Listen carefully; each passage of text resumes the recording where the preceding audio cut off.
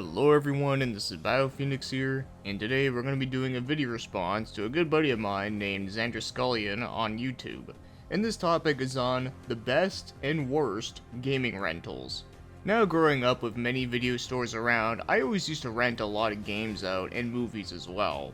And one of the biggest reasons why we rented out so many of them was because, well, we weren't really that rich, so we couldn't really go out and buy all these great games that were coming out, so we ended up having to rent them for a little bit, and well, it satisfied me enough. But yes, it was a pretty interesting time to say the least. But anyways, so I'm going to be starting out with talking about the worst rentals that I rented out back then. I'm only going to be naming two, and then after I'll be naming two of the best ones. So the first one I'm going to mention for one of the worst rentals I got was Mortal Kombat Mythologies Sub-Zero on the N64. Now, if you grew up in the 90s, it was pretty obvious that Mortal Kombat was a huge hit for that. It had some really awesome looking characters, and it also had a lot of blood and gore, which was pretty crazy back then. Now these days, I'm not into the series as much as I was when I was younger, but I still have some of my favorite games in the series, and of course, I still love the characters a whole lot. And I always thought it would have been really cool to see some of these characters get their own game that was not a fighting game. I always thought that was an interesting concept, and I still do think so, but unfortunately, the Sub-Zero game was not good. So it's a side-scrolling action game where the game was just really cheap. There was a lot of one-hit deaths in the game that it was basically trial and error, and it was just really frustrating. And also the controls in the game, they just didn't work for the style of game. It was just really hard to get used to. And even when you did get used to it, it was still it didn't feel satisfying. And just doing some of the moves was tedious, and also just the level design in general was just really terrible. There was a lot of really awful platforming in the game. And like I said, on pen and paper, this game sounds like it could have been a really good game, but unfortunately, they just really fucked it up.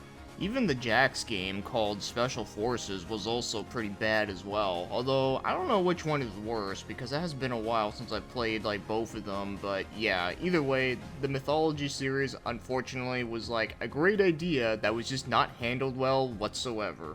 And alright, so as for my next one for the worst rental that I ever did back then was Terminator 2 on the SNES.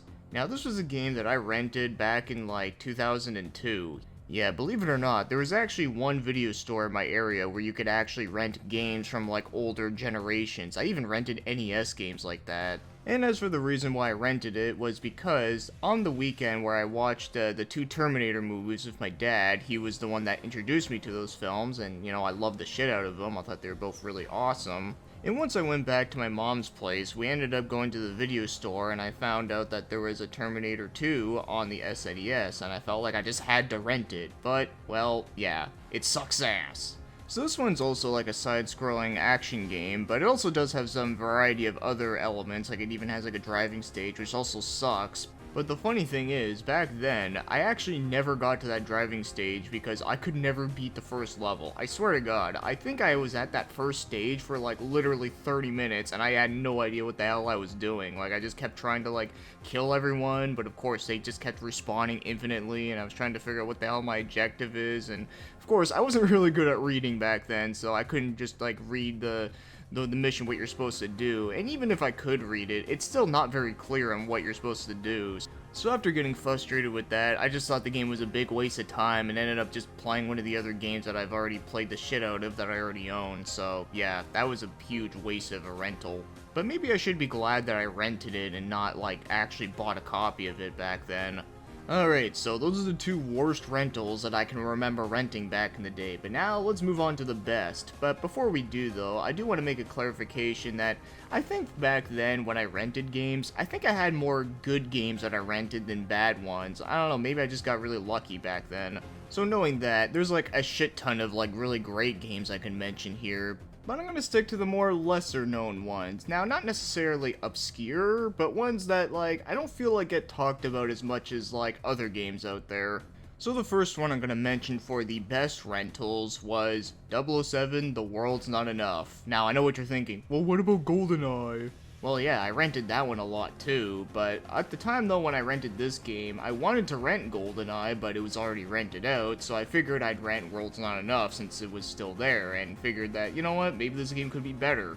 and I absolutely loved it and thought that in some aspects it kinda is better than GoldenEye. Well, at least I think it holds up a lot better, but anyways though, one of the biggest reasons why I love this game better than GoldenEye was that in this game, the multiplayer, you can actually play with bots, so meaning that, you know, if you ever got stuck at like the single player mode, because this single player mode was not easy, I will admit, and you just want to just shoot the shit out of people, you could do that, where in GoldenEye, you couldn't unless you had another friend with you, because there was no bots in that game. So for that reason alone, I actually spent way more time on this game than I did than GoldenEye, but of course GoldenEye is a classic, and another thing I do like about GoldenEye better is that, well, not only do I think the movie is better than World's Not Enough, but also, I actually like the music better. So knowing that, I was very satisfied with this game, but I do have one quick little funny story I do want to tell you guys with World's Not Enough. So one time I played this game with one of my cousins, and we were going on a team deathmatch with 2 computers. And we played on that snowy map with that really small cabin, and we also had explosion weapons on. And the default weapon with those weapons is a grenade launcher that takes forever to reload.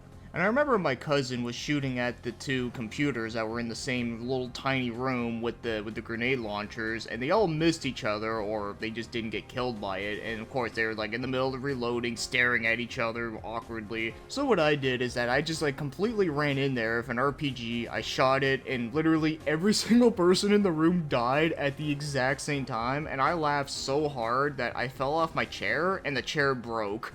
And in case you're wondering, it was one of those cheap plastic chairs that you can get at like the dollar store that were for kids, and yeah, I was laughing so hard that it broke, and then I laughed even more because of the fact that I broke a chair.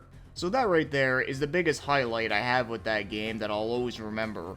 So now, as for the final game I want to mention for the best rentals I had, and I will say, I think this is considered to be a pretty obscure game. I know it's a game that is considered as a collectible now, which kinda sucks because this game is actually really good, and I actually was pretty glad that I rented it back then.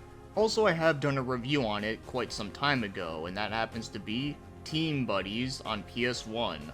So how I found out about this game back then was pretty damn random, and I did explain it in my game review of it, so I'll go over quickly. So, I actually had a program on my computer called Web Shots, which allowed you to like save images and put them as your desktop background. Yeah, kinda pointless, but you know, back then it was kinda revolutionary from a kid's perspective. So I used to look up pictures by typing in like Nintendo or PlayStation or video games, whatever, and of course I eventually found out about a game called Team Buddies, and I thought like the little characters, I thought they looked really cool looking, so I was like, oh, this game looks really awesome. So I've been trying to look for this game at my rental stores called Team Buddies, but they just never had a copy of it in, and I think at the time, I don't think the game actually came out. I think like the screenshots I was looking at was like before the game came out, so yeah, so it wasn't until like a few months later that eventually they actually did have a copy of it in, and I rented it, and I loved it. So to sum up the gameplay, it's pretty much like a RTS, like a real-time strategy game, but instead of like the ones where you just point and click on things, instead you actually control a character, and you can also like make more of these team buddy looking characters, and you just gotta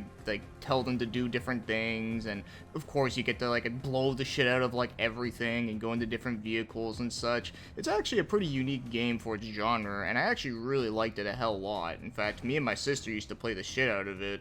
Unfortunately, I don't have any like super funny stories about this one, but I did have a really great time playing it, and also, you know, the game was like really bright and colorful, so of course I thought that was very appealing. But yeah, it really is crazy to think back then that I actually rented a game that is now considered like a collector's item, for that it's actually pretty darn expensive now. But like I said though, if you actually have a way to play this game, I would highly recommend it. I still think it's actually a fun time. So there we have it. Those are some examples of some of the best and worst gaming rentals I had back then. So of course I gotta thank Xander Skullion for making the original video, and if you guys have some interesting stuff to say for a video response, I can recommend doing a video response to him. Or if you don't feel like doing that and you just want to type out a comment, then feel free to comment down below on my video, his video, or anyone else's video on the subject. So yeah, that'll be the end of this video response. I do have another video response to someone else I am going to be working on real soon, so with that said, thanks for watching and commenting, and have yourselves a great day.